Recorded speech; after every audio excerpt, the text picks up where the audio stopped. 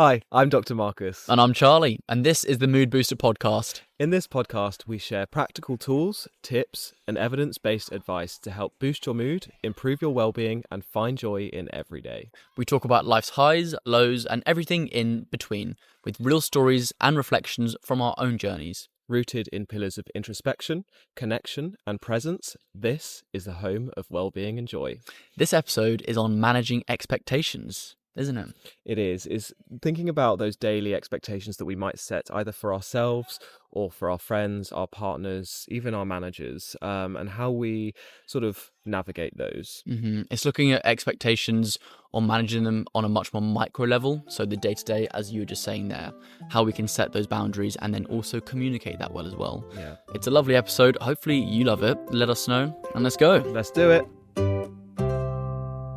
Hello everyone. Buongiorno, hola, ¿qué tal? Welcome back. Episode 19. 19. 19. He's getting good at your Spanish, aren't you? 15. Very much 19. getting impressive. I know, impressive. Bueno Spanish. I'm basically Marquise. Rosetta Stone. It's at this fantastic. time. Call you Or Duolingo. Duolingo if you're down with the kids. There you go. But Rosetta Stone is Down with the hip hop. the OG. Regardless, welcome back to the episode. Regardless. This is the first time you actually had this episode, so welcome for the first time. Welcome. Episode 19. This is Managing Expectations Part 1. Numero uno. Isn't It is indeed. Managing Expectations Part 1. It's a big one. So excited for this one. We're just talking about managing expectations in a sense of how you manage your own expectations for yourself and your daily activities, whether that's what you want to achieve in that day and how you can sort of avoid upsetting yourself or frustration in that way if you don't achieve those expectations or meet those expectations. Yeah, it's also managing expectations for other people as well. So what you expect of others, whether that's, again, in the workplace, in friendships, how important that is to communicate what you expect from others in any capacity. And finally, expectations for other people about how you're going to be behaving and acting. So letting other people know what they should be expecting from you and managing those expectations as well. So it's threefold today, talking about the psychology behind those expectations and how the mechanisms at play might cause friction, disappointment, upset, and all those things. Yes, I think this episode, we really want to go, as of right now, because we said part 1, how we want to do it more on the sort of micro scale of expectations, how it's the daily, what daily can you achieve through setting expectations, again, whether it's in the workplace, in little acts of, kindness in friendship or in your relationship. A lot of this feeds into setting boundaries, which is why I'm really excited about this episode, I think. Yeah. And of course, normally the advice will be throwing that advice out. Yes. So Yeah. it's going to be a good one. Exactly. Let's get into it. Yes. Are you okay? I'm fine. Yes. How are you? Good. Yeah. Peek behind the curtain. We're on our episode 4 recording. This is the final one. We don't need to mention it again because by this time you'll have listened every week. Charlie's about to get home. Actually, when you listen to this, he's home from his holiday. Indeed. So did you have a good holiday? My holiday. Will this be when I get home? Yeah, you'll be home yesterday. Will I? Yes, you get home on the Sunday, right? And this is going out on the Monday. I'm you so get home confusion yesterday. right now. Yeah. My holiday was fantastic. Thank you for asking. You need that holiday, don't you? I needed it. Whoa, the sun was strong. The sailing was gorgeous. Did it live up to the expectations? Well, I might save that for a bit. When we talk about macro expectations, I might save that for that. Fair enough. Yeah. Importantly, that's a good point. We wanted to have part 1 and part 2 because for us, there's big difference in expectations in terms of these sorts of daily frustrations or daily things that you might go through or setting yourself goals in the morning and then whether you achieve them or not, compared to things like a big holiday or a big birthday or an expectation for an event like, a 30th, 40th, 50th wedding, birthday or a wedding, and how when we can put those on such big pedestals and anchor our joy and happiness to them when they come around, whether there's a disparity there and what that does for us. And there's a lot to unpack there on a macro scale. So we just really wanted to separate these two types of expectations. So when Charlie gets back, he'll be able to reflect on his holiday and see if it gave him all the joy he's expected from it. This holiday has been an expectation for a while. It's been booked in the calendar for a long, long time. Yeah. So thus, as normally, as one would, have quite a high expectation to what's to come. So upon my return from my sailing adventures, I can break it down. I can break it down live right here for everyone. Go on, break it down for the viewer. I can show you and you No, not now. exactly how my expectations matched my reality. Yeah.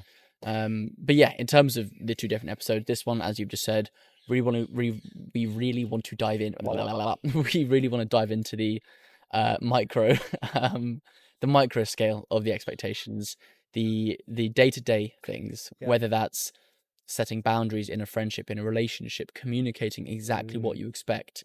Often, I know I've been hesitant to communicate what I expect because you want it to be expected and you want it not to need to be communicated. Assumed. Yeah. You would like to, but often when we assume, You make an arse I don't know what that means. out of you and me. Who? Exactly. So anyway, we're a bit tired. It's been a day. Drop my iPad again. So forgive the blah-blahs. Yes, indeed. But we're here, we're showing up, and we're having a great time doing it. So we are indeed. let's get it done. Charlie, talk to me. Yes, how my week was. Yeah, so this is our... We've packed lots of things to reflect on. Exactly. We're now talking about your weekend. My weekend. How's my weekend? So, one of the most important things happened as of the past year. Big. Oh, my life. Oh, my life. Are you ready for this? Father Frickmas. Father Frickmas. Frickmas de Gallo. Frickballs. Frico de Gallo. Friganora. So I went to Rufus de Sol concert my in goodness. Crystal Palace Park. Rufus de Sol. That is impeccable. It was phenomenal. Tell me I've more. had these tickets booked for about a year now, so it's quite a funny story. I don't think you know. I What? was going to say longer than a year, technically. Is it long? I don't think it was. Well, because you got scammed, didn't you? I was just about to start a story there, so thanks for spoiling it. I was about to bring the story. Did I tell you how I got don't know scammed? what happened, sorry. Did I tell you in the end? No, I don't remember. Okay, so this was dating back to last summer. I was in Cornwall with my friend Tom and his girlfriend Gracie. We were at his house down in Big up. Cornwall.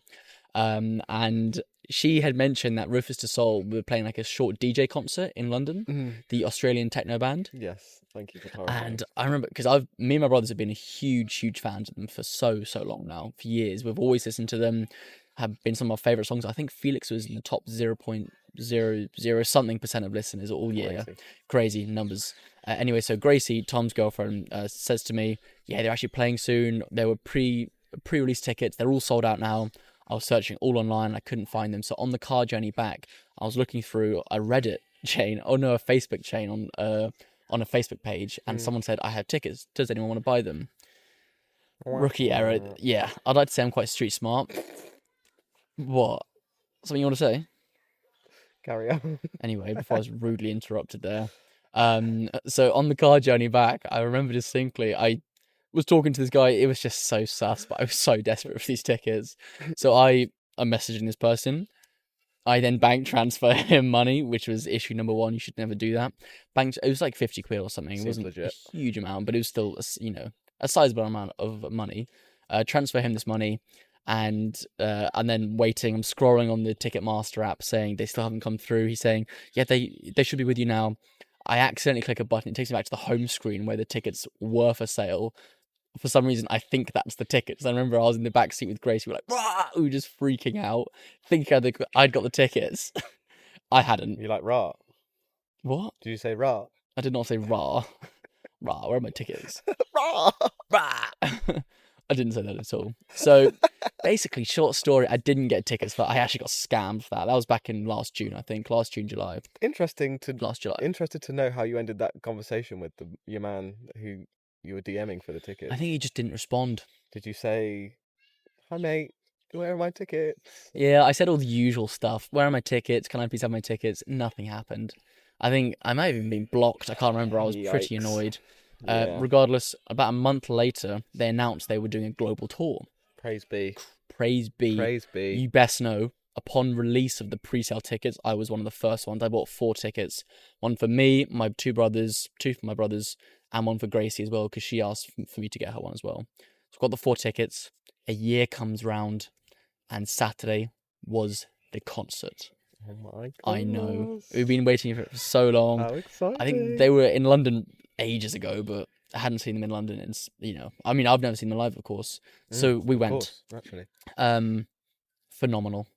The actual music itself was brilliant. It was 25,000 people in the stadium, or in the park where it was. That's a lot of people. They were saying that back in 2013. this might be a little bit conceited, but I'll say it anyway. They said back in 2013 when they first came to London, they showed up to 50 people in a pub or a bar or something. Wow. Made me realise this is exactly what we're doing here. Got 50 people or so. We got how many people watching? Give it a number of years. Give it a number of years. Give it a number of years. I know. Numbers. Crazy. Anyway, the music was great. I was getting Jude on my shoulders. It was quite funny because we were getting some drinks beforehand. Just before they started, Felix got 4 cans of beer all together, so we didn't have to go back. He was what's the word? Not avid. He was certain, that he wasn't going to go for a wee break during the actual concert. That's a big statement. After buying 4 cans of beer. We go into the concert 10 minutes in. Pathetic. He needs to leave, but we're right at the front, so he has to walk all the way through the entire crowd. He misses 4 of his favourite songs because he's gone. That is genuinely very 45 minutes later he comes back. Jude and I have been on our own for 45 minutes. Felix walks back and is like, hey guys, apparently he just didn't find us. He was stood on his own about 20 meters to our right, cheering the songs to himself. So yeah, the whole night went by. All the music was phenomenal. They've got some great music as well. So we also brought a digital camera as well with us. Nice. So we have some fantastic pictures and videos of us just antics at the concert. That'll be great to see. Yeah, they're actually on my phone. Where can we see those? Oh, maybe if you check our carousel on Instagram and TikTok on Monday morning. Nice. Where can that? What handle's that under? The Mood Booster podcast. Oh, lovely. So it's what they're listening to right now. No, nice. We'll see that on Instagram. Yes, Instagram, TikTok at the Mood Booster podcast. Great. Every Monday on our carousel, you'll see the pictures there. We'll look forward to that. Fantastic stuff.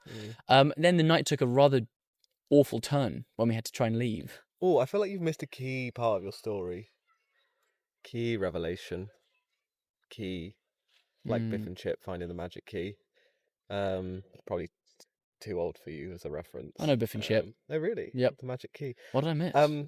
Being from my own famous. story. Oh my god. Oh my days. So I'm there, I'll say it from my perspective and then you can obviously tell the main story. I'm there editing away because Lord knows I'm just editing, what's the word, without being derogatory.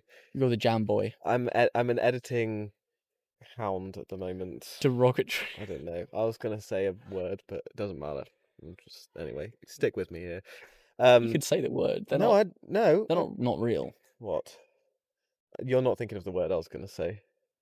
Doesn't matter. I'm just doing a lot of editing. I'm riding that editing wave. And I just get a call. And I'm like, why the hell is he calling me? He's supposed to be in the middle of a concert. I was like, okay, hi, what's up? It's like, you'll never guess what. I'm like, what? Someone's just recognised me and said, you're Charlie from Charlie and Marcus and that podcast on TikTok. It was unbelievable. I follow you. So I was in the drinks queue with my brothers and I was just walking and this girl with her 2 friends was walking by, Phoebe. She was just walking by and I'm just looking over the crowd. I just see her looking at me. I look away and I still see she's looking at me. So I look back and I see just the word podcast be mouthed. So I look weirdly like longer. I'm just sort of trying to suss out if she's saying, and then she points at me. I'm like, okay, this is weird. And then I sort of hesitantly walk over. I'm like, hello? Hi? She's like, do you have a podcast? And as soon as she said that, I was like, this can't be real. This is absolutely fake. You've been punked. You've been punked. It's the prank patrol. So I walk over and she said, yeah, I think I follow you on TikTok. I was like, what? All I was saying was, what? And she said, yeah, you have your podcast with your friend, right? On TikTok. I was like, we do have a podcast. I do have a podcast with my friend. Yeah. So he's like, yeah, I follow you guys. I do follow you.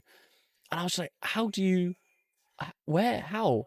I was just speechless. Where, when, how, why? Genuinely, I couldn't ask anything. Crazy. I then look back and Felix and Jude are watching and Felix instantly shouts, this is going to go straight to his head. I look back and they're like, is it? I'm just saying, no, absolutely not. It won't go to my head. No. One of the girls, I think one of the friends asks, has this happened to you before? Because I was clearly acting like a puppy dog. Like, I can't believe you recognise me. I said, once or twice, just like it happens here or there. I was just more really grateful that she thought she could stop and say hi, or at least say, I think I follow you as well. We don't have the biggest following on TikTok at all by any sort of stretch. It's a very humble following. So for someone in a 25,000 people crowd, let alone London, be at the concert, recognise me by my face, say that she watches the content and also likes it as well, was absolutely baffling. Cool I know stuff. we said we had the other memory of possibly being recognized, but Mm. we're not sure if that was real or not. Yeah. This was 100% because I wasn't wearing any mood booster merch. I was in my own clothes with my brothers. She just recognized my face from TikTok. Yeah. Pretty It was cool. genuinely surreal. Yeah. We definitely don't do this for the fame, but Pretty neat. to have someone recognized like that was genuinely surreal. Yeah, well, it's nice. It's like you're resonating because it's so easy to detach numbers when you're just looking at a Yeah, screen and there's a number there, and that's why also it's like, oh, we don't have a big following, but 2, 4, however many hundred people, that's a lot. If you to put that amount of people in front of you, that's huge, it and is. we never want to forget that or lose sight of that. No. So it is very cool, and each of those Mm, people are real people who are supporting and seeing us, and it's very nice. Like our live stream exactly. we did a live stream to celebrate the release of one of our very cool videos. Go check it out if you haven't already. On The YouTube. introduction to the Mood Booster podcast, Indeed. short film, and phenomenal. Sam Ashton Media, a great Wizard. videographer, editor, wizard. Yeah. We just did a live stream on TikTok to celebrate it, and just had these lovely people sort Kyle. of just there supporting us and championing up and giving us feedback about what they appreciated about our manner and all those sorts of things. And it Yeah. was just they're real people who are taking their time to say those things to us. So yeah, I Yeah. never want to lose sight of that, even at our humble beginnings, let's say, No, I think um just in inverted commas. completely. Yeah. It didn't, if it was just me, Felix and Jude weren't there, I wouldn't have made a slight bit of difference. The coolest part was that someone follows the content, someone likes what we're doing, Mm, and even if it's one person, it means the world. yeah. I remember, I think I might have said this to you or someone else. Growing up, I always used to watch YouTube, and I'd always see the YouTubers say, "People recognize me. It's so cool. Thank you so much, guys." And I remember just watching it, being like, "Oh, this maybe one day I get to see this person." Very much not the scale of the YouTubers I was watching, but even sort of being in the driver's seat of having that situation Mm. handed to me was just the weirdest thing. It was really odd, I don't think but very nice. I don't think it will ever feel like you've reached that point. It's now No. happened, and that's Yeah. it. Like it will always just happen. Yeah. Um, and I don't think it'll be there'll be a moment where you're like, oh, I've met the threshold. Now I'm that real YouTuber that I Yeah. looked up to. It's just happening. Yeah. We always minimize those things naturally as human Very much beings, so. and I'm Jude was sure those YouTubers that you were thinking that about had those exact same thoughts. still do. Jude Um, was very much joking about being my bodyguard as well, which was hilarious because he's much shorter than me and smaller as well. But still, Jude, position might open up soon. Big up, yeah, maybe. Who Big knows? up, Jude. But the bodyguard of the drinks line was moving us on, so I wasn't able to ask properly about how she found us, what she liked about the content. But Phoebe, if you're watching this, let us know. Lovely to meet you. Shout out, Hopefully you had a lovely time at Rufus big DeSalt. up, yeah, So that was my night on Saturday. Very, very nice, eventful. lovely, And then Sunday I had a family day where I spent it with nice. my family, La familia. my familia. Every year it happens. I don't often go just because I'm sometimes busy. Mm. But every year, second and third cousins try to network and connect with each other, Oh, just catch nice up on how life's networking. been. Lovely. And it was the first year without my nana, so it was important that we were all there as well, Mm, which was nice. good. So that was my Sunday, and then came back. Lovely job. How was your week? And My weekend. Ooh. So we recorded Saturday, and then I went for a 10K run around Richmond Park by myself. Kind of was. Yeah, I was given some headphones from a company, which was very kind. And they said, you can make a video if you want to, but also just here's some headphones. So nice. that was great. I was trying them out for the first time. Actually, turns out they're phenomenal, and I'm not just saying it. I'm not even saying they're the brand name, so I'm definitely not just saying it for that reason. But they were great, and I've now worn them every day since because they are really good. So I really enjoyed those, but also just enjoyed bit of alone time. Like, I don't love alone time always, but it was just quite nice actually being intentional with just spending a bit of time by myself. Then spent the rest of the remainder of the day by myself editing.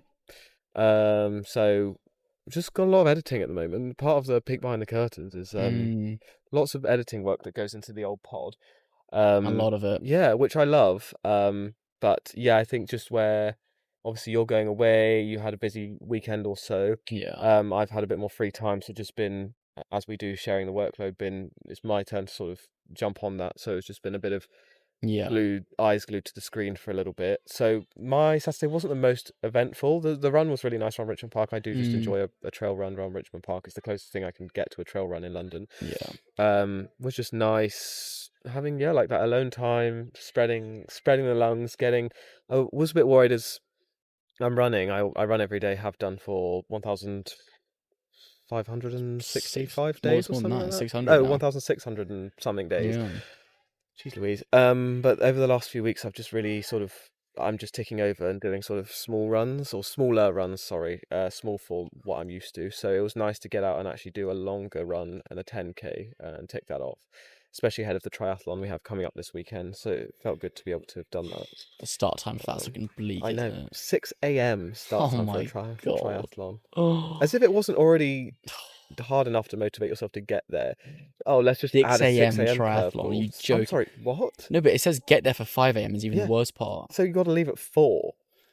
That's up at 3. I'm also up at 3 the following day to go to Croatia. So that's 2 days in a row at 3 a.m. I've still not actually comprehended that. When you just said that, I've just realised that that's actually what's going to have to happen. And it's going to be, I mean, it's going to be rough. That's going to be rough.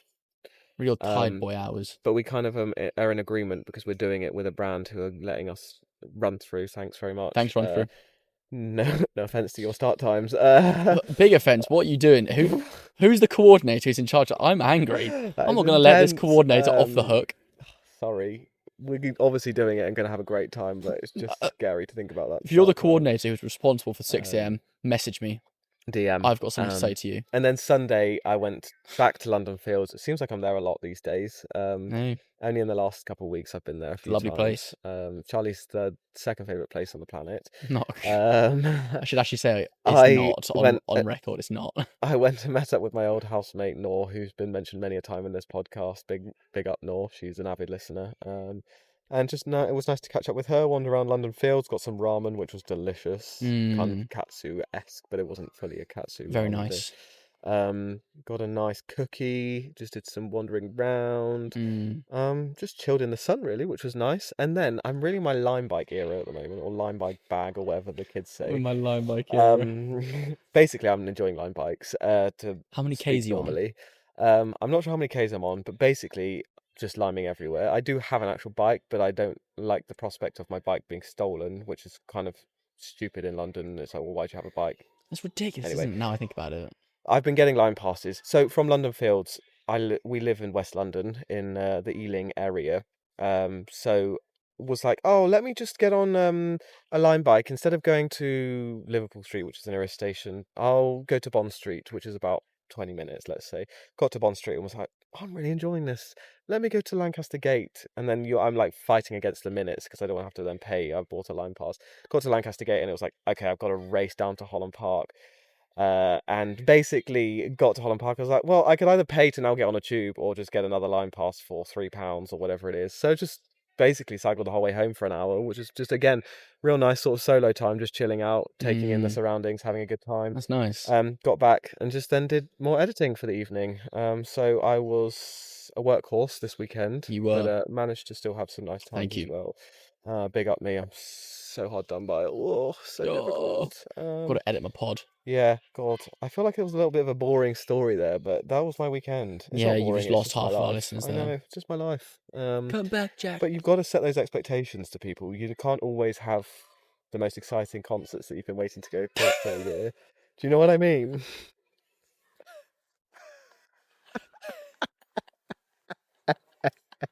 I don't know why we're laughing. Because you just segued us into how to manage expectations. I'm glad you finally picked it up after all these weeks of segue offers. I used to be the segue king. Teed it up, fell down. Teed it up, fell down. What did it do? Teed it up. I don't know what this is supposed to be.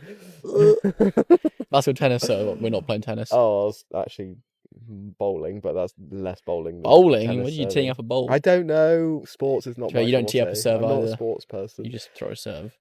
I'm not a sports Regardless, person. setting expectations. Regardless. Managing expectations. How are you with managing or setting expectations? It's something I've had to be a lot more conscious of in the past year. Talk to me. So I think something that if I'm going back historically, something that I've never been great at is communicating how I feel. And maybe when my boundaries are stepped over, I'm not aware of it because I don't quite know my own boundaries or my own values sometimes, or I didn't used to.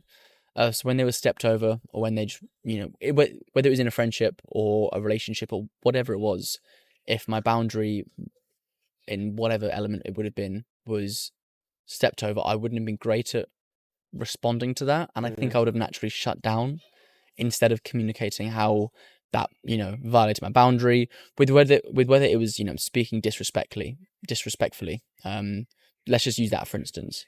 I was spoken to disrespectfully.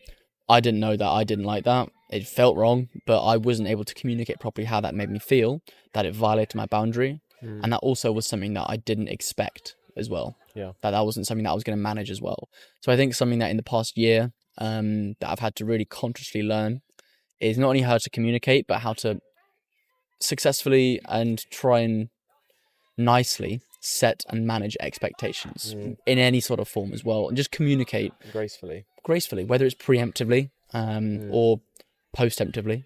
That's not a word. Retrospectively. Just managing to communicate postemptively. I'm going to start using that now. Postemptively. Setting that expectation or managing that expectation. So let's say it's, even in this friendship here, if you speak to me in a disrespectful way that I genuinely don't like on a daily basis, it's on me to manage that expectation, saying, listen, I actually really don't appreciate that. Now, I think something as well that it goes into that I've found is being able to take accountability for your own self as well. Yeah.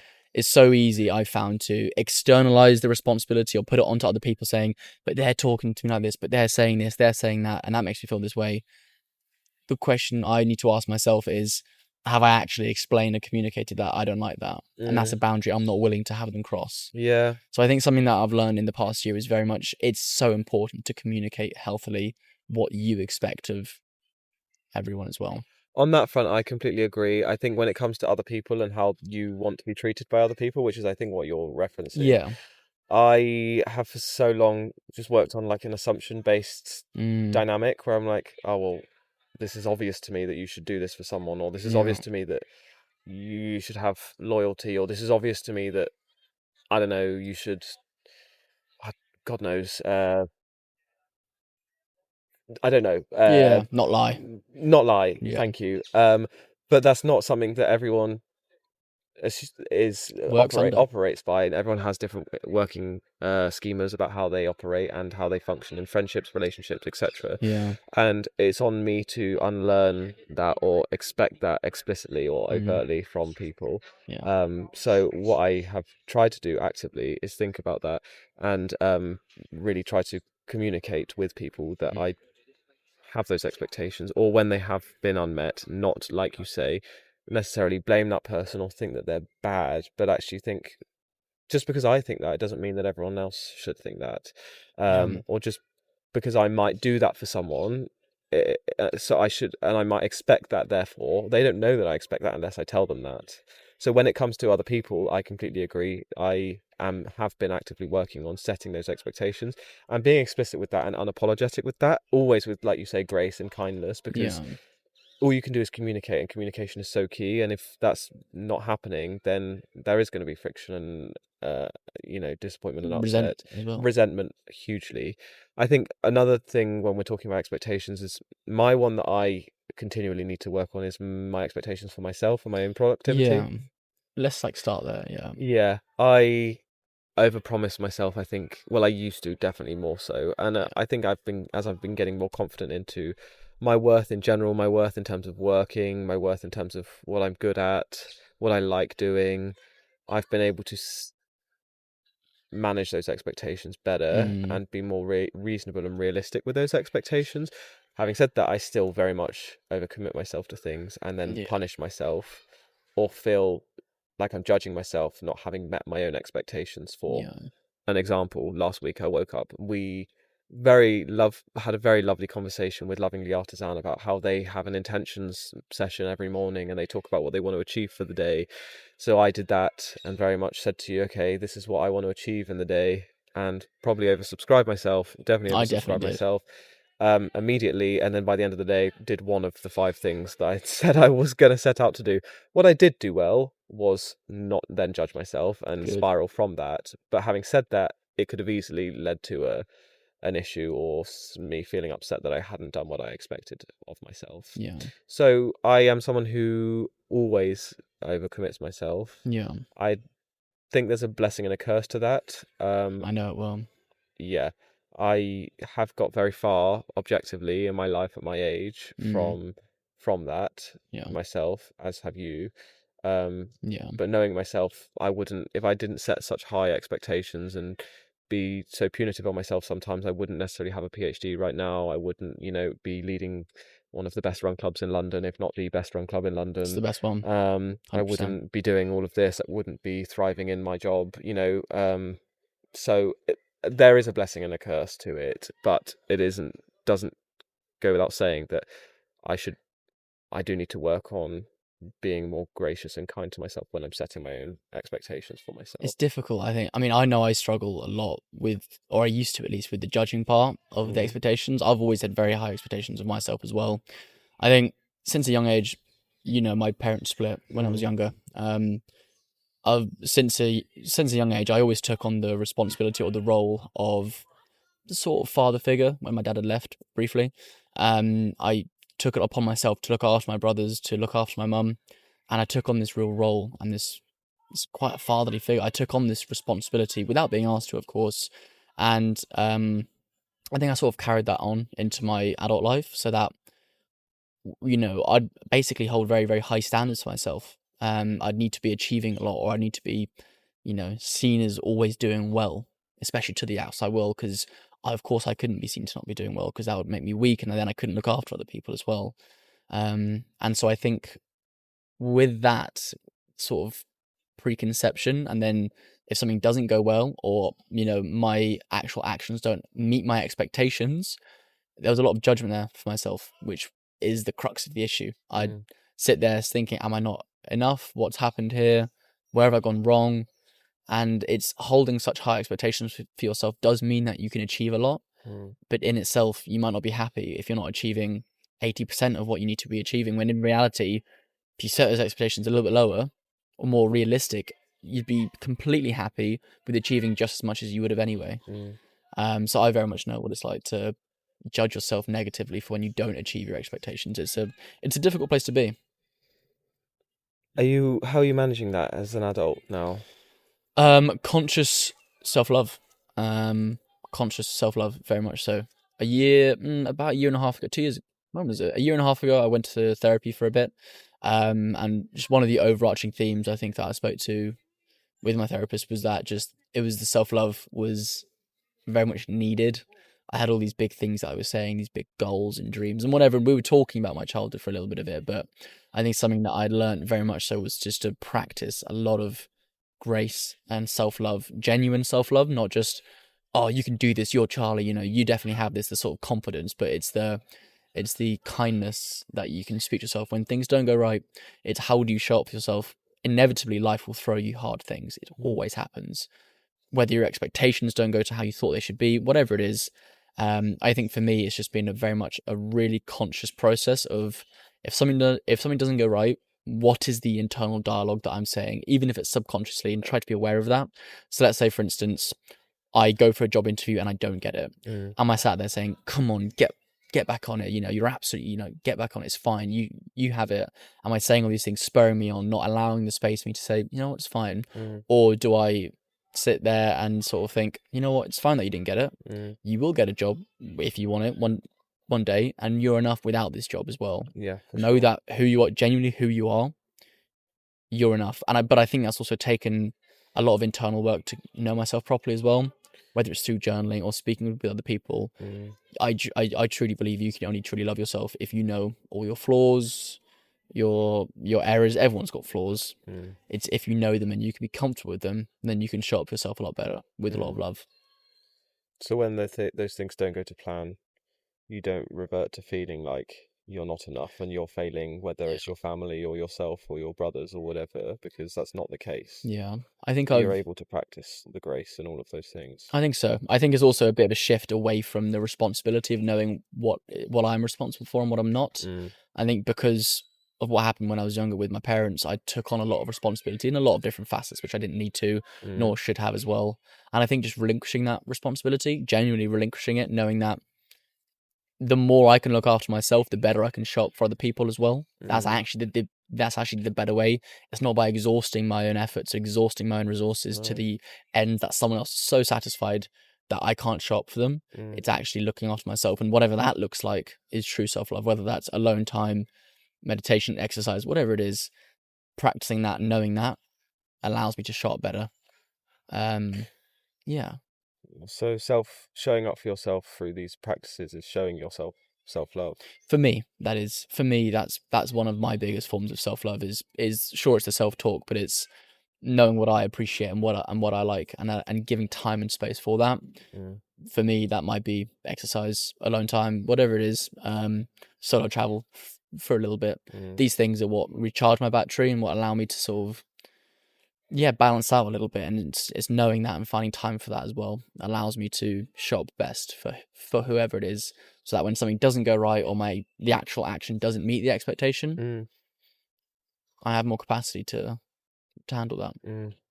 That's just for within myself though. No, well, it's important to know yourself, and it's a shared experience, I'm sure, with other people, even if it feels like, that is only your experience, but so much will be universal to other people as well. So Yeah, of course. thank you for sharing. That's fine. I think, I don't know if that also relates to, or if not, but I wonder if that relates to the third facet of how you communicate what people can expect from you. And maybe Mm.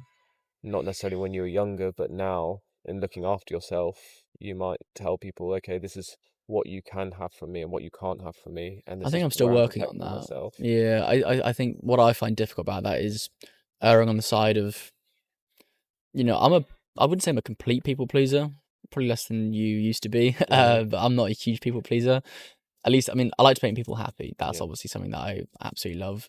So I think sometimes what I used to be afraid of was that if I set a boundary too harsh, I push people away. Mm, So that's probably the reason why I haven't communicated effectively enough what others can expect from me as well. mm, Um, and it's also knowing what I'm comfortable with. What are my boundaries? mm, What am I capable of, and what am I not? yeah. Figuring that out is tough as well. Yeah. And how can you let other people know what they can and can't expect from you when you don't even know yourself necessarily? That's it. I think for me is there's contextual. So there's places where I do know those things, like in the workplace, and regardless of what job it is, in the past or current presently, I move with intention here to set expectations for other people of what they can and can't expect from me. Yeah. And I sometimes that comes with my rigidity, I think, maybe, or not is in a bad way, but look, this is what I am here to do and what I can do. Mm. And therefore, when you're asking me to do all of these extra things, which I firstly don't know how to do or don't have time to do, or for example, like if just as a basic example, which isn't the case for me, but just to help illustrate, if I only work on Tuesdays and Wednesdays, for example, Yeah. is to let people know if we're starting a project together and it's a tight deadline, just starting from the beginning, I'm only here on Tuesday and Wednesday for the next 2 weeks until the deadline. So this is as much you can expect from me. And people might say that I'm not being a team player or I'm not going above and beyond, but I'm doing as much as I can and should do in that context. And Yeah. that might be a bit transactional, but I'm also protecting my own time, my own peace, my own energy, and all of those things.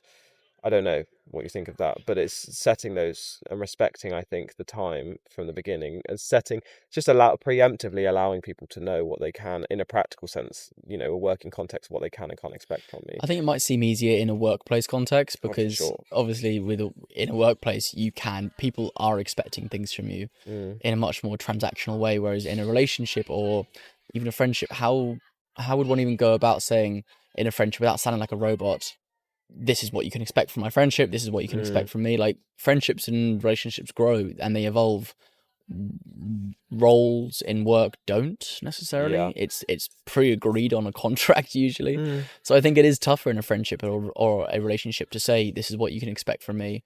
It is really tough, and I have been in situations like that in the past. Have you? What, to try and where I've had to let someone know, for example, this is the level of, friendship that I do or don't necessarily want, and therefore this is the level of friendship that I can give you and therefore can't give you at the same time. And it is it was one of the harder conversations I've ever had in a social context. Yeah.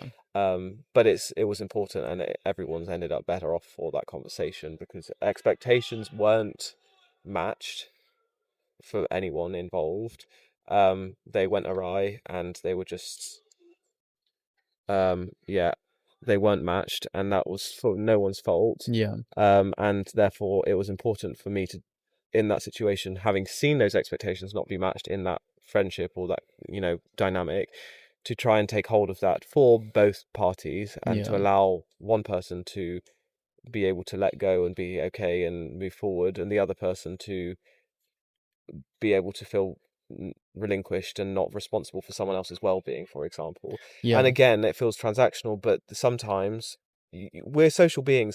We're also, we're speaking to people here who have parenting responsibilities, all of these things. They don't necessarily have the capacity to have all of these friendships, and if someone is asking too much of them, it's very much within their right and their reasonable capacity to say, I just don't have the space for this right now, and that's okay. And that's another way of managing and setting expectations for what someone can and can't expect of you. So saying to someone, look, I'm moving house over the next 6 months, I'm going to be a bit MIA, please don't take it personally.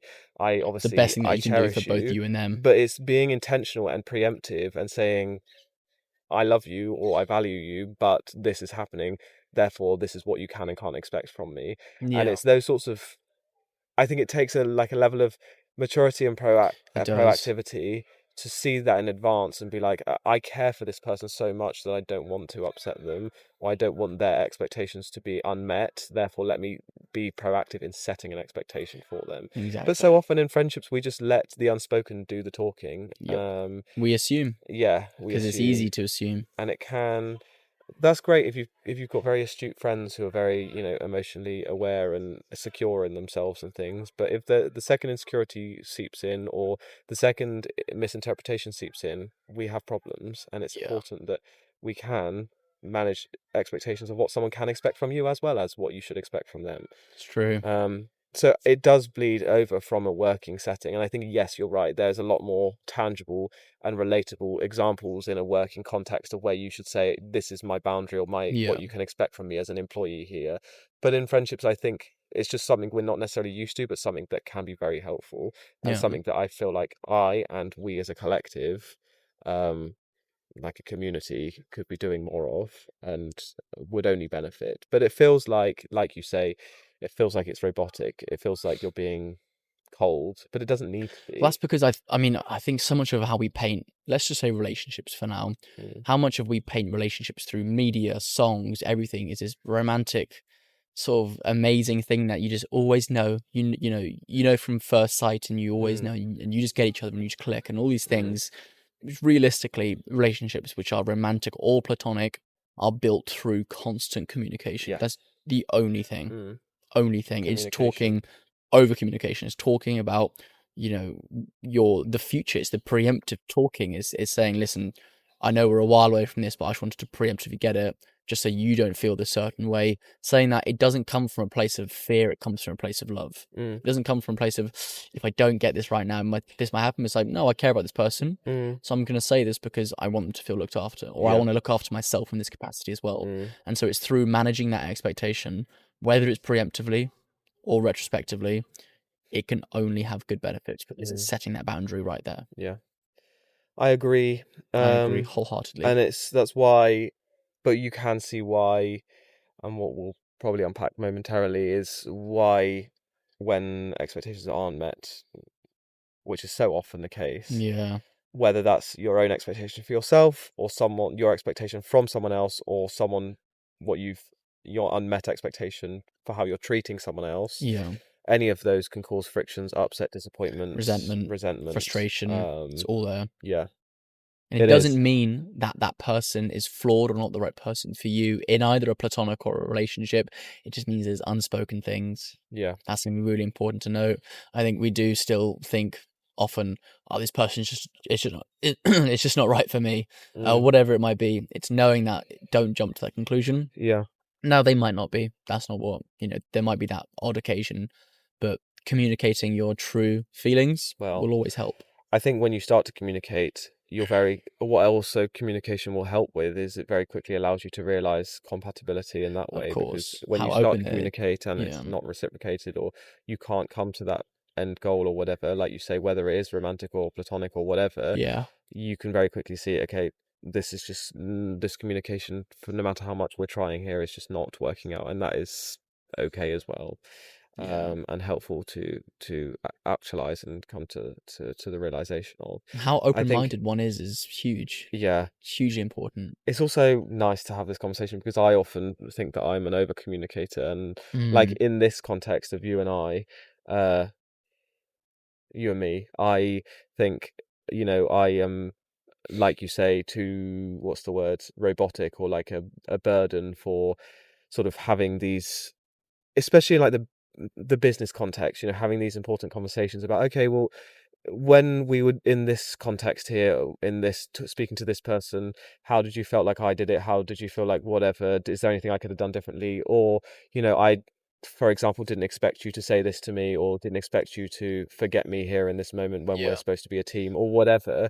And I often feel like, when either way, God, that's a bit laborious, or like I'm being a burden, but it's only ever, as we say, it's only ever strengthened, and it only ever helps the future dynamic of what's Yeah, going and there's on. nothing And left unspoken. yeah, and it feels at the time like, God, it's going to be annoying, I'm needing to bring this up and I'm just being boring, but it's always a helpful thing, and I always value that when it's also brought to my door, because I only want to be doing the best and treating people, in this context, you, the best, Yeah, and doing the best by you. I would far much rather that be, I would know that, than not, and then of it just course. go unheard and build up. Yeah, Because I, of course, want to be treating people as best as I can, and if I'm falling short of that, I would love to know, and I want to know. of course. So yeah, again, I think it's just an example of how it feels like you might be being boring, a burden, Overbearing. overbearing, but ultimately, if I feel like, if it's the right person and the right friend or the right partner or the right family member, They'll hear you out. they'll hear you out, and they will want to set those expectations with you and reciprocate them with you, I believe. Completely. And if they don't, then potentially they're not respecting you as a person, All your or boundaries. your expectations or boundaries. Completely. Talking of all of the above, Hmm. should we get into some theory? I'd love to hear some theory. Should we get into some Dr. Marcus, do the you have any meat of it theory all? for us? Dr. Marcus, do I have some theory? I think I do have some theories for you. Enlighten. Charlie and I were researching away earlier, Mm. some of which we already know. I know, Charlie knows, whatever. But it's nice, either revision or just to make notes of. Some studies seeing for the first time, which is quite Yeah. exciting. Some new names on So there. excited to share with you. So, yeah, should we get into it? We are bringing up an old theory that we've already spoken about, but the cognitive dissonance theory. Mm. So this is more about our own expectations for ourselves, and how, when we fall short of the expectations we impose on ourselves, we get disappointed, frustrated, upset with ourselves. So the core idea of the cognitive dissonance theory, from some notes I made earlier, when we hold two conflicting beliefs, or when our actions contradict our values, we experience mental discomfort. AKA, if we have this idea of what we should be here and what we should be achieving here, or the expectation here of, I should achieve this today, and then that is then met with the reality, or the other belief here, which is the reality of that didn't happen. There's a conflicting information there, which then causes the dissonance, hence cognitive dissonance, and dissatisfaction, discomfort, frustration. So that's if you say, on a very small level, I want to go to the gym today, I want to do that today, and you don't. Yeah, It's that dissonance between what your expectation was versus the reality. yeah. There's a Okay. gap there between the ideal and the reality, Yeah. basically. So that is the cognitive dissonance theory. you can also have the chronic dissonance and that's where we lead to things like burnout, which obviously we spoke about in a previous episode, when over and over again you're having this dissonance on a daily basis, and basically you just feel like you're drowning and you're constantly wanting to do better but always falling short of your expectations of yourself. Interesting. And that, like I say, leads to a significant harm in your self-esteem, increased anxiety, and symptoms of burnout. So it's the repeated disparity between what you think you should be achieving or your expectation versus what you're actually doing. Basically setting the bar too high and constantly succeeding to that. Not being able to meet your own expectations. Yeah, not needing to meet will actually lead to a big damage in your own self-image. Yeah.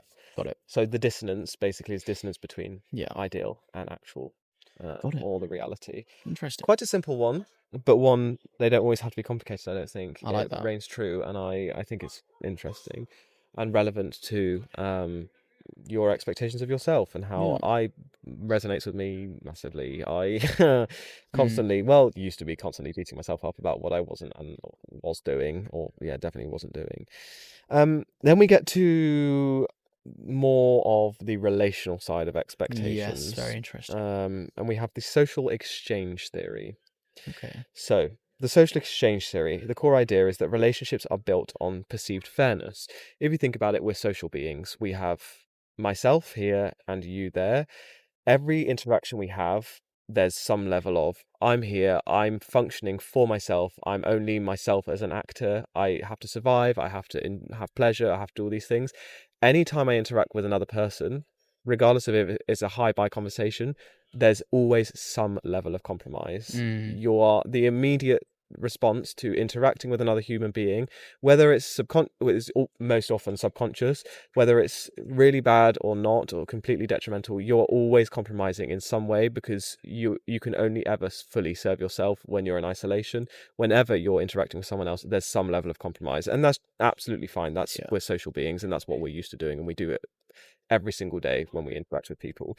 But that leads to an idea of fairness, and perceived fairness. So people aim to maximize rewards and minimize costs in their interactions. So people don't want to feel like there's an imbalance there between what they are getting and what they're giving into putting in a transaction, or in this instance a transaction, but an interaction, a relationship, a communication. That is one of the things that people say, is that when you start to see relationships as more transactional, because in essence one person will always be putting in more than the other, won't they? Whether it's a complete imbalance or whether it's flipping, seeing it as transactional is tough in itself. But this is saying that when it is seen as transactional, if you're giving more than you're getting, that's where that difference comes from. Exactly. Okay. So if someone expects too much from you, whether that's emotionally or practically, and the effort to reward ratio then becomes unbalanced, and you're likely to feel used or resentful because your effort is far exceeding the reward of what that relationship or that person is giving back to you. Interesting. And where this comes into expectations is, when those expectations, we have an expectation of what we should be receiving or what we should be gaining from this relationship, that's not being met, we then feel it's unfair, and then the ratio is out of whack, and then that resentment and the builds up. exchange, there's not a fair exchange there, basically. Interesting. And that comes from, like we've been saying this whole time, unclear, unspoken expectations. That's what often leads to relational friction, especially, and this isn't important to remember, this isn't only in emotional connections, this is also in the workplace as well. So it's tough, because if you feel, sorry to cut you off there, but it's tough because if you feel like you're giving more than the other person, the step that it requires to take, which is the accountability, saying, so I have to be the one to set my expectations, or I have to be the one to bring up this idea, feels even harder, especially if, let's say we're in a, I don't know, let's even say between us two, I feel like I'm putting more into this friendship than you are. So I feel like I'm getting less back. So I'm spending more than what I'm receiving. It's tough, because what we're saying is the actual important thing to do is me to express my expectations aren't being met. But that's tough, because that's also requiring me to take the accountability and the responsibility to preface that. Which is a lot, because so far I'm not even receiving that much. So then it's saying, okay, well, the actual way to get through it, speak up. So that's even tougher, because now I have to go through that. But remember what I said at the beginning. that's your assumption of what you think you should be getting based on how you operate. That's a good point. To assume someone else knows that is your assumption, and your assumption alone, based on how you operate. And it's on us to work to act with grace and to understand that everyone has different experiences and perspectives. Yeah. And yes, I massively empathize. My biggest thing is, why should I even have to say this in the first place? This is obvious. You shouldn't have to, like your example earlier, I shouldn't have to ask not to be lied to, for example. But, and maybe that's a bad example because that's quite an morally obvious that's thing. A human trait. Yeah. I shouldn't have to ask for my dinner to be made, whatever it is. I don't know. I can't think of an example. That's hilarious. Mum, make me dinner. Yeah, but like if I've made you dinner 5 times in a row, Yeah. I shouldn't have to then be like, surely it's obvious that I've made you dinner 5 times in a row. The 6th time you're now making dinner for yourself, that's obvious to you that you should make my dinner. That might not be. You might not know that. And that's, yes, for most people that might be obvious, but that's on me for assuming and not having that communication. And I feel resentful that I need to say that, but I must at least give the grace and the opportunity for that person to match my needs and taking the and accountability, isn't it? I must give that person at least the opportunity to step up to my expectation. Yeah. Yes, I can communicate that. And if they then don't and they continue to let that down, that's a different story. That's and that is then resentment and things. But we must first at least try to communicate that. Yeah. And this is where, when it comes to the exchange theory, the social exchange theory, that the problems first arise when we don't even communicate these expectations. So we immediately feel like we're out of pocket because we're doing more than what the person's giving, because we haven't even communicated it in the first place. God. It's the crux to everything, isn't it? And again, like I say, this is also very important in context to a workplace as well. Of course, no, it differs hugely. Workplace or relationship, I think I think it goes back to, if we're not respecting our own boundaries, if we're people pleasing, it's very easy to be walked over. Yeah. And then after years being walked over, get very resentful when you've not been respecting your own boundaries. You've been letting you give more than you're actually receiving. And then just years of build up turns into snapping, when realistically it's being present and realizing your expectations aren't being met. It's the classic trope in the workplace of, you do something well, they will just keep asking you to do it, and they ask you to do more. And the first thing they asked you to do was not even in your remit, let alone the 5th thing they've now asked you on the 5th round of what. Whereas if you just said in the beginning, respectfully, oh, you might be better off asking this person because I don't have the capacity, or this isn't something that's within my remit, or I don't have the knowledge to be able to do this, you then immediately set that expectation. Whereas the second you then just are like, oh, I'll just do it this one time, and then they'll know that I can't keep doing this. How are they to know? They are a director. They don't know the ins and outs of your job spec, for example. Yeah. It's on you to say, either redirect or say, this isn't something I can do. I don't have the knowledge to do. I don't even have the access on my computer to do, let alone, for example. If you just say, oh, I'll do it this one time, and then they'll know, they won't know. They'll just ask, because you've done it now. And you've probably done it well because you're you. They're more likely to then ask you again. And then it's just that cycle again. And it's the exact same thing in a relationship, a friendship. If we just let it go unspoken, it can just build. And it's on us to come back to that and set that expectation from the get-go. It is. And so many times it's easier said than done. And so many times, especially in my 20s, but I'm sure it's something that resonates with people in all decades of their life. But I say in my 20s, I see so many of my friends saying, oh, my boss has got me to do this, or my boss is telling me to do this, or I'm having to work these extra hours because who else is going to do it? And it's so much easier said than done. But ultimately, they also give the same advice to their friends, saying, no, set that expectation that you can't work all those hours. We're all there yapping at each other, saying, set that expectation, whilst being subservient to. I mean, it often happens. You hear about this thing when, I know this is more going to communication, but for instance, people they're complaining about their partners to their friends, saying, oh, this person's doing this again, or I just don't feel like I'm being listened to, whatever. And you say, well, have you spoken to them about it? Have you said that you don't feel like you're being listened to, or that your expectations aren't being met? Not quite, but like, it just annoys me so much. Just speak to this person, communicate what your expectations are. Yeah. Then, as you said, if it gets to that point and it's still not happening, that's on them. That's but a different conversation. You owe it to yourself to first set your expectations and communicate that well. Oh, it's true. It is true. So that's the theory. Yeah. I wonder if there's any research. Do you wonder if there's any research? Is there any research? Yeah, there is. This is more to do with the workplace, which I do want to. I know we're talking a lot about relationships, but I don't want to lose sight of workplace because it's important. It's just as important. And it is something that I know a lot of people struggle with. So yeah, this study that we found here is specific to the workplace, which I quite like. It's quite interesting in terms of Okay. workplace satisfaction and lack thereof, and all those things, and loyalty and whatnot. Yeah. So Eisenberger Yeah. basically looked at organizational support or perceived organizational support. They focused on employee expectations and how they form based on their perception of how much the workplace cares for them. And it relates to how emotional and logistic support create a sense of fairness. So coming back to the exchange theory, which then drives from their hypotheses, motivation and someone's performance in the workplace. So what they found, very simply put, is when the employees felt supported, they reciprocated this with greater loyalty, effort, and communication in the workplace.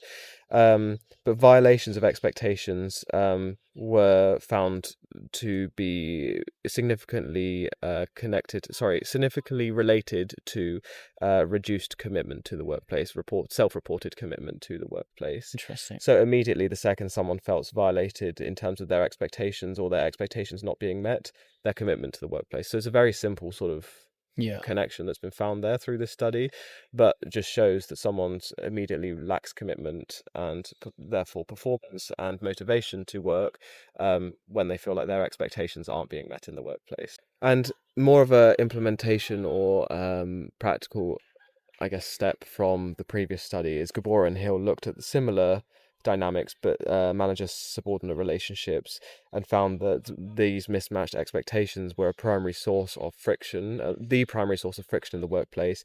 So they posed the idea that actually when you can manage these expectations up front, this actually in this study promoted trust and these reduced misunderstandings. So actually, It's exactly again, what we're saying. being preemptive with these expectations, even in the research, is showing improved trust and reduced misunderstandings. It's to communicate it preemptively. Communication. Preemptively communicate it. Well, I think we've been talking around it, so why don't we just talk about the advice that we want to share today from the how-to, from the tools Dr. and Marcus tips. and Charlie's advice on setting expectations. I think it's probably good to split it into how to set expectations for yourself and then also for others as well. Sure. Let's go. So, advice for managing expectations. Let's go. For yourself, number 1, set good enough goals. So don't aim for perfect, but define what a successful day or task looks like realistically. Número dos. Track progress, not just outcomes. Number 3 is anticipate the obstacles. Number 4, check the source of where your intention or your expectation is coming from. And number 5 is build in flex. So give yourself grace when plans change. Be kind to yourself. Cool. And then when we're talking about expectations for others, you want to go? Main one, I think it all stems from this, is preemptively set boundaries. Yes. Be intentional with what boundaries you want to set. Número dos, be kind, but be direct. Gracious, but direct at all times. Don't leave room for interpretation. Number 3 is manage up. So whether this is in a workplace or a relationship, tell your boss, your friend, or your partner how you work best. Nice. Yep. Number 4. Have expectations MOTs, which is check-ins later down the line. And lastly is to follow through. So if you're setting these expectations, make sure that you're committing to them. Don't say them and then don't follow through, as this will confuse a lot of people as well. Yeah. So lots of advice there, lots of different tips. I think a lot of it stems from basically being preemptive with your expectations and openly communicating them. Yep. Get on top of them. Speak before they become needed. If you set them in the first place, it feels like you're being, a robot, but ultimately you're protecting yourself, you're protecting the other person, and you're just allowing everyone to operate with the most information and the best intention moving forward. Exactly. Yeah? Completely agree. I think it's the preemptive and just the setting the boundaries and being kind to yourself as well. When it comes to yourself, though, I think the good enough goals, to me, when I was first thinking about that and we were discussing it, I think it was like, oh, well, that sounds a bit like meh, or you're being underwhelming. But I actually think, no, it is just being gracious and kind to yourself. Yeah. We don't have to have these huge, profound wins every day. Sometimes it's okay just to make my bed, or, I use that example all the time, but there is just days that good enough is more than okay. And just being there and surviving is just okay, and that's more than okay sometimes. So having good enough goals, as well as your desired outcomes. Good enough just allows you to reduce that disappointment, reduce that friction between, your ideal and your reality, and just allows you to be a bit more gracious with yourself. Keeps you present as well. Mm-hmm. Keeps you present in what the reality actually is. Yeah. That's fantastic. Talking about presence, tracking progress and not just outcomes is huge for me and us. We talk about that all the time. We don't want to just be looking to outcomes and big goals. We want to be checking in on a daily basis. We want to see, okay, how are we doing? How are things going? If we're just looking to the big goals and the big ideals, we're going to get frustrated because we're going to think we're not there yet. Our reality is not going to be that big goal and that big ideal. But actually, if we can sit with the progress and actually acknowledge where we've come so far, yes, it might not be where we want to be yet, but we're still better than where we were yesterday. And just allowing yourself to realize that is so important in reducing that friction and disappointment. Exactly. Yeah.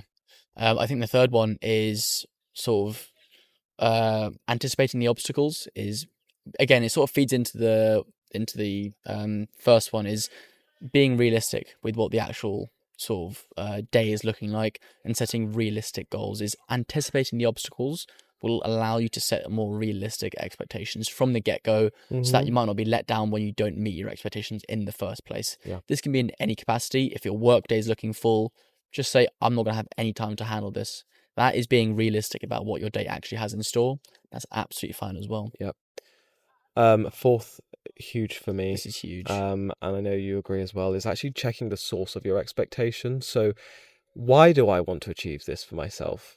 Where is that coming from? Is it because my friends achieved that?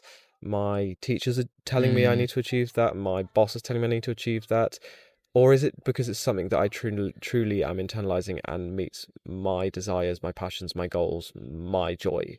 Yeah. Because so often we will find it's the former, and we're being like, I've not bought a house yet. My best friend's bought a house. If I actually think about it, personally, I don't own a house, and I don't necessarily want to own a house right now.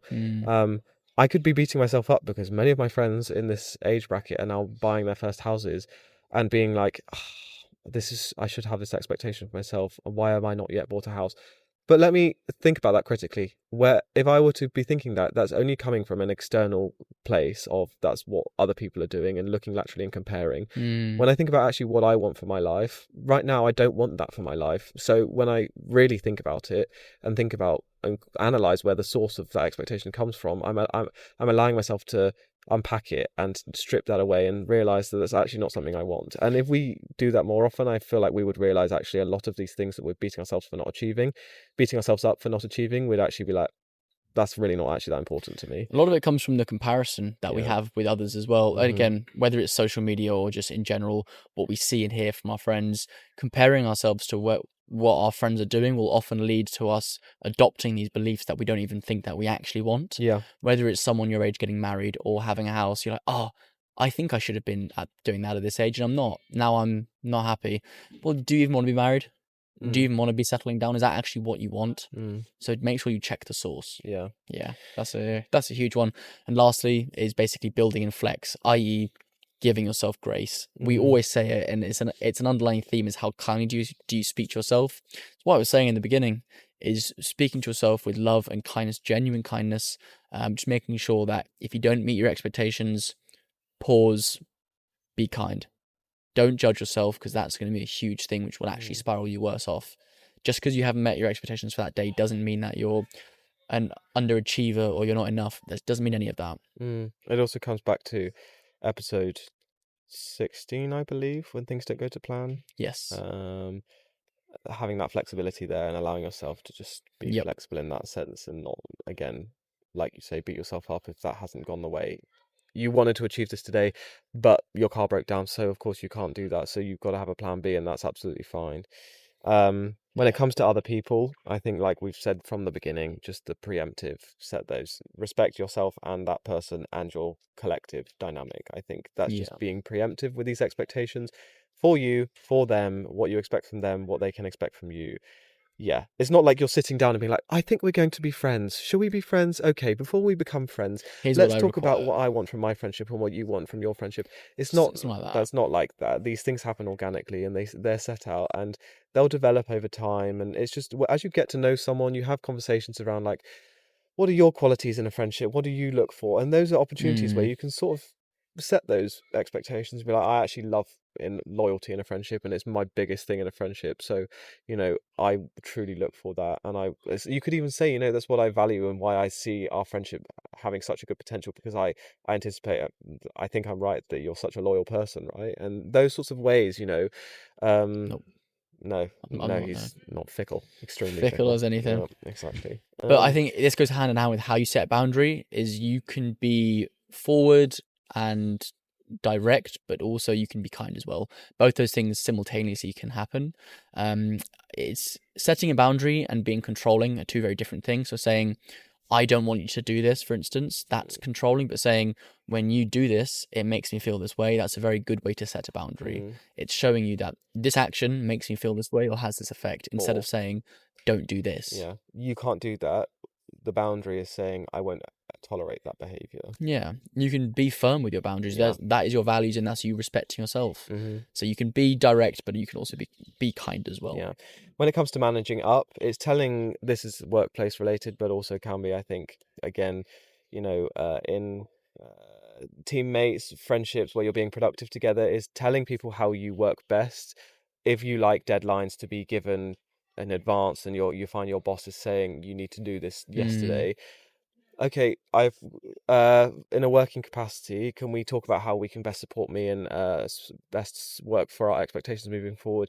What I would like and how I work best is if I have like an X amount of time or X amount of notice for a deadline or whatever it is, or I work better on meetings in the afternoon and better on solo work in the mornings. All of those sorts of things are managing up and letting your managers or your colleagues know how you work best, so you can set those expectations. And again, that might not always be met, because in a working capacity we can't have everyone sort of pander to our every single need, no, but at least you've set those expectations, and if someone is kind and they're a good manager, they might try and accommodate those sorts of needs. yeah, um it's okay, true. cool, yeah, we'll set our weekly catch-ups in the afternoon because you work better on your solo work in the mornings. That's a very reasonable thing if it can be accommodated.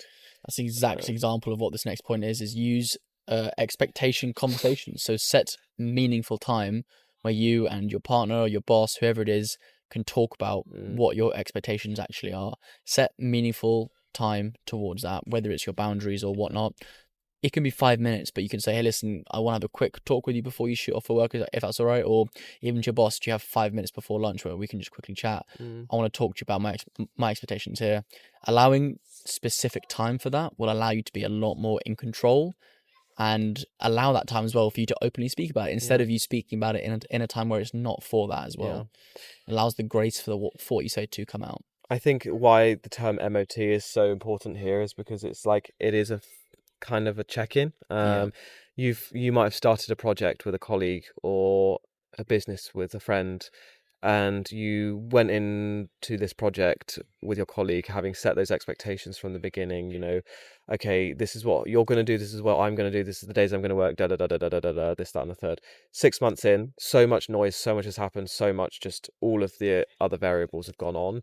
It's important amongst all of the noise to be able to have that MOT, to be like, okay, I know we set these expectations at the beginning, but we didn't know what this was going to look like. We didn't know how it was going to pan out.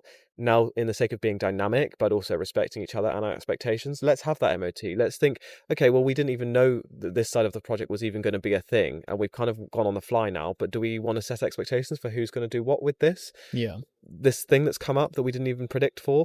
All of those sorts of things are just important, and that's why I like the analogy of an MOT, because it's a yearly, in this instance, a yearly check-in, to be like, okay, let's make sure everything's running healthy, everything's good, everything's happy. Yeah. And finally, that leads to Follow through. follow through. Follow through. Make sure that when you're setting an expectation, let's say, for instance, this is what you can expect of me. Follow through and do that, because Yeah. if you don't, then you're eroding that trust that Mm, you did so well to build by setting that expectation in the first place. yeah. If that's a boundary, for instance, if you don't keep up with your boundary, it can erode that trust, and Yeah. whoever it is in this situation will feel confused. But also, if you're expecting someone to do the same for you and respect your expectations, you kind of also need to follow through with your side of it. Yeah. So there's that reciprocity there, and that It's mutual true. trust. So those are just some ways that you can manage expectations, whether it's in any capacity, and become better at it. It is a conscious choice, though. It is very much a conscious thing. It is. I feel like we covered a lot of ground there. So we might not necessarily have gone as deep in all areas. I know we did in some areas, and thank you for that. But we did cover a lot of ground, and I hope that was enjoyable. Hopefully you've learned something. I've learned a lot. I for mean, I sure. love talking about communication Yeah. and boundaries and So everything like that. important. It's so important, and it's something that we don't offer. I've only learned it recently. How have I gone 24 years without knowing how to communicate and set boundaries? How has that happened? Respectfully, we are the powerhouse of communication. Yeah, we are. What's funny for me though is it's taken intentional work to get there. Yeah. It's taken Well, active learning. Yeah. If I wouldn't have taken the active time to learn what communication does for you, I would never have learned that. It's not a thing which is just, I don't know, maybe it is known, but then it stops when you get older. No, I think being good at anything takes intentionality. Yeah. You can be somewhat good at a baseline, but to be really good and expert in something and to keep refining, it takes continued refinement, practice, introspection, all of those things that we're constantly trying to do here. And I know I said we're really good at it and we're the powerhouse, but I'm still always trying to work on it. I'm not sitting arrogantly being like, I'm the best communicator, but I could always be better, and you could as well. Yeah. No, I'm maybe pretty not. good. Yeah, you're pretty good. Pretty damn good. But yes, so before we sign out, tell me, have you got anything to boost your mood this week? I do indeed. We were at the Monday Mood Booster on Monday. Yes. There was a new face there called Heba. Heba, lovely, lovely lady. It was her first ever 5K, I believe. Incredible. And the funniest thing was I had no idea until the end as well. She was at the back running with me because I was just setting the back there. We were chatting. She was asking about the run club, just life in London, everything here. And it just came out, a kilometre before we finished, that it was her first ever 5K. Yep. I wasn't at the front, so maybe you can say it, but apparently everyone was chanting her name as they were finishing. Yeah, we were. It was a proper motivational crew. So at the club, we make sure no one's left behind. So if someone is like walking at the back, what we'll do is like, I'll go to the back, pick them up, and then they'll come with me to the front so we can set the pace together. So Heba, Mark, one of the runners, and myself, we were there at the front, and Mark and I were we were the motivational team, and we were just going hard. Very proud of Mark and how he's just so lovely and kind. He's such a kind person. He also joined randomly, didn't he? Yeah, he did. That was hilarious. And he was just really helping Heba as well. And it was just incredible to see someone hadn't run anywhere near that distance before, just feel able to, obviously nervous, but to be able to then feel safe and to do that with us. I'm just so proud of that club and what it stands for and what we do. It's just incredible. So boosted my mood. Well done, Heba. Well done. Boosted my mood more than she knows. She did indeed. Not only for seeing her succeed, which I love, but also selfishly, it just made us as a club feel. Yeah, I know the ambassadors and myself all felt really happy that evening just for what we're able to do. Great indeed. What was your weekly mood boost? My weekly mood boost, our dear friends, Jay and Lucy, avid listeners as well, they've just purchased their second home. Golly. Lucy's first home, Jay's second home. Incredible stuff. Congratulations. Well done. Looks like a lovely house. Already following I won't say it because I don't know if I'm sure they do want it to be public, but I don't know, so I'm not going to say. I will tag them if I can. Yes. Their Instagram for their home, which is their renovation because it's a doer-upper, so they're documenting it all on Instagram. That's so cool. I'm already there in the comments every single day, just hyping up every single thing because that's me, and I'm just like, keep it coming. I want to see more. And it's just so nice seeing them move in together. Great. Well, they already live together, but have that house together with Tommy as well, their little dog. It's lovely. Excited to see where that goes. Very excited. Well done, both of you. Boosted our moods. That's a lovely episode. Was that your not? No, not at all. You sure? Not at all. Not at all. Not at all. Right, well, thank you for being here. Thank you for the conversation. Just thank you also for the patience on the pre-records. We are back to business as usual on the next episode. We're back, baby.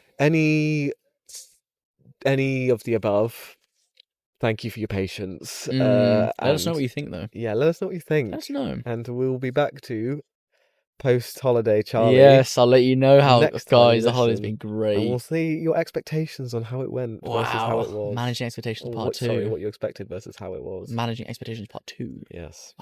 Wow. Well, I'll do the turn her off if you want to listen to some ASMR. He's going on holiday.